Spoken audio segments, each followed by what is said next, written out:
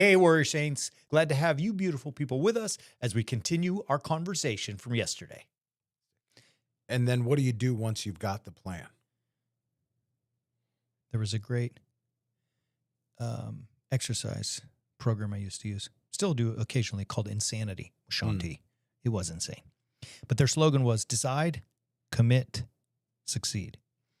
And so, make a decision to change your health, commit to it, and go get after it, and you will be successful. And so I put, all right, so now that we have the destination through our eulogy, we've got a roadmap to get there with Scripture as the guide. I got to say I'm in. I got to do it or I don't, right? Yeah. Go, get some.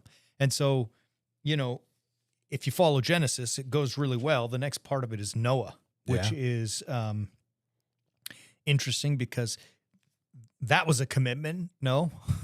Yeah. What? I mean, dude, I'm telling you some crazy stuff. It's going to be a lot of rain. Trust me. It's going to rain a lot. Build a boat. Do it exactly the way that I'm telling you, and you're going to be good to go. Just follow all of these instructions and cubits and all of these things. I don't even know what a cubit is, but luckily Noah was a master builder, and he knew what to do with it, and he knew how to get all of the things and do them the right way.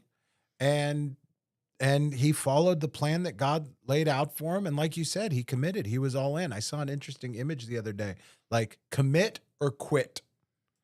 And that's what Noah did. Like he had two options. He could commit or he could quit. And if he quit, it meant death. But if he committed, it meant preservation.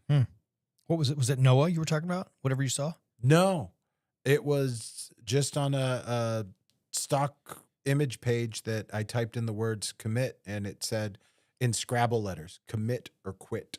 All right. And I thought it was kind of cool. Well, I mean, that's kind of what happens with Noah, right? Right. Like the same thing. We talked about this too. I know you have this one in Genesis. So chapter 6, 7, 8, 9 are the Noah story. It's not the flood story. It's the Noah story. The flood's, only a part of it to show his commitment. In verse 9, these are the generations of Noah. Noah was a righteous man, blameless in his generations. Noah walked with God, right? You can see it. So he followed God's commandments, and he's righteous and blameless. And these words, tzaddik, like righteousness, and tamim is blameless, or, it's cultic. In other words, you were pure according to the law. Yeah. Which is interesting because there's no laws been given yet. And at the end, chapter 22, God tells him to build this boat and put all the animals. And he says Noah did this. He did all that God commanded him, right? Like he was all in with the absurdity of whatever may be saying. And look, it made us talk. We were talking about this earlier. Like, we're Arizonans. And so the Cardinals are our local football team. And we were talking about Pat Tillman, right? Yeah.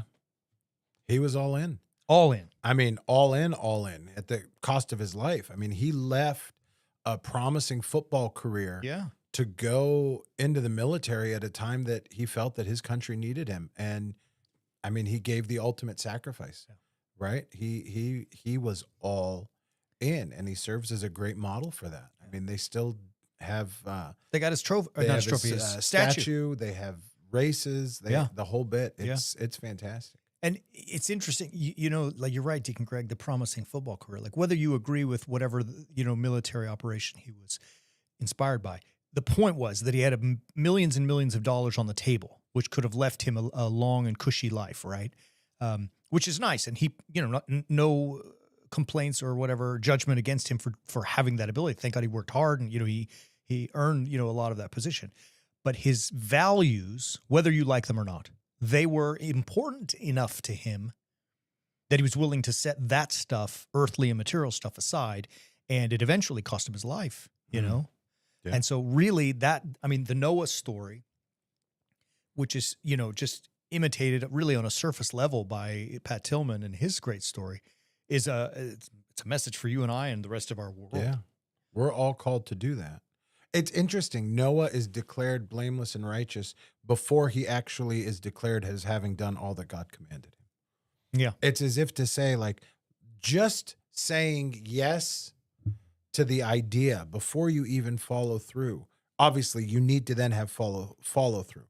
But that beginning, you're set on that path, and then you continue walking that path. And you have to be committed to that path. Yeah. Otherwise, you're not going to get that declaration at the end. But you're right, and I agree. Do you see us today, us meaning the generic you and I in the world? I wonder sometimes about our levels of commitment. We get it. I mean, I have struggles with it too. Like I get into something, and then ooh, shiny, and I'm off to the races somewhere else, or it gets hard and uncomfortable, and I don't like it. I mean, is that something we're dealing with? You see that out there everywhere, because everything is pulling us to chase after those things that are shiny.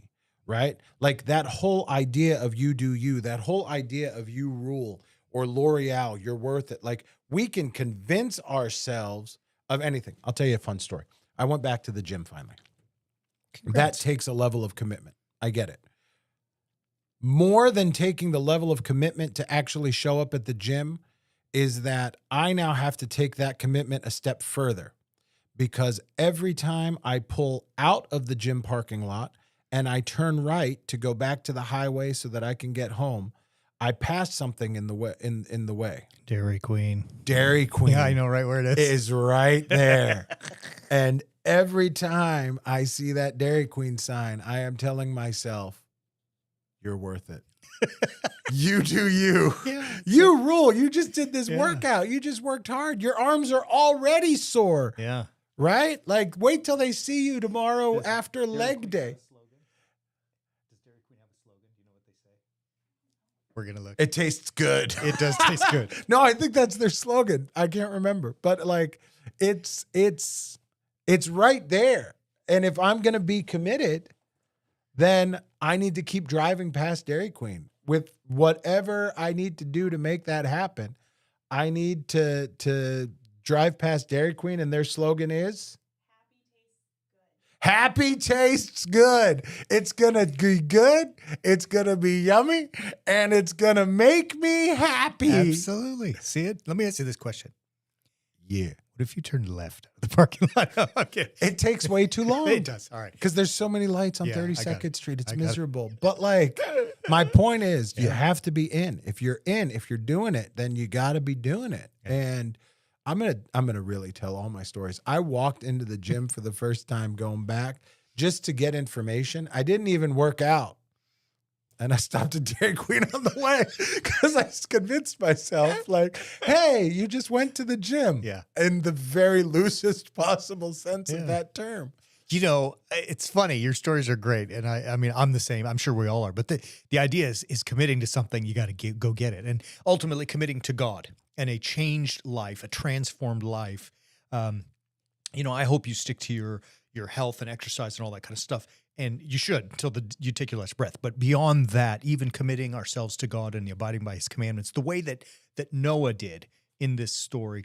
The flood it's not about the flood, right? The story is Right. that the flood was it's the image of total destruction, starting over. And Noah was so in that he risked all that and confronted all that and faced all that with God's blessing, right? Anyways. Hey, Warrior Saints, thank you so much for being with us. If you enjoyed this, please like, subscribe, and share. It helps us get the word out there. And if you want more, visit us at warriorsaints.org and subscribe to Understanding the Bible. Thank you so much. We'll see you soon.